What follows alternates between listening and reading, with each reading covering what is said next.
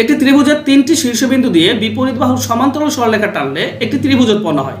উৎপন্ন ত্রিভুজের সঙ্গে মূল ত্রিভুজের পরিসীমার অনুপাত কত হবে? দেখো, একটা সমবাহু ত্রিভুজ ধরো, এটা আমি একটা সমবাহু ত্রিভুজ আঁকলাম। এই তিনটি শীর্ষবিন্দু আমরা দেখতে পাচ্ছি।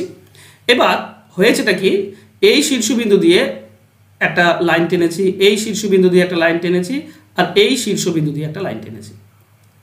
এবার বলেছে কি, উৎপন্ন ত্রিভুজের সঙ্গে মূল ত্রিভুজের পরিসীমার অনুপাত কত?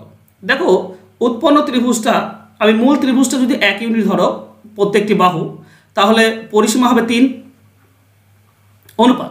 এখানে কি হবে বন্ধুরা, এটা 1 এটা 1 হবে, এখানে সব সমবাহু ত্রিভুজ উৎপন্ন হবে। তার মানে এর একটা বাহু হবে 2, তাহলে এই পুরো বাহুটা 2, এই পুরো বাহুটা 2, তাহলে এর পরিসীমা হবে 6। তাহলে কি হলো, 3 দিয়ে কাটলে 2:1, এটাই হবে পরিসীমার অনুপাত। অ্যান্সার হবে অপশন বি, মানে পরিসীমার দ্বিগুণ হয়ে যায়। ঠিক আছে, পরিসীমা হবে দ্বিগুণ। আশা করছি বুঝতে পেরেছো। যদি ভালো লাগে অবশ্যই একটা লাইক করে দাও, শেয়ার করলে তো আরও ভালো। ধন্যবাদ।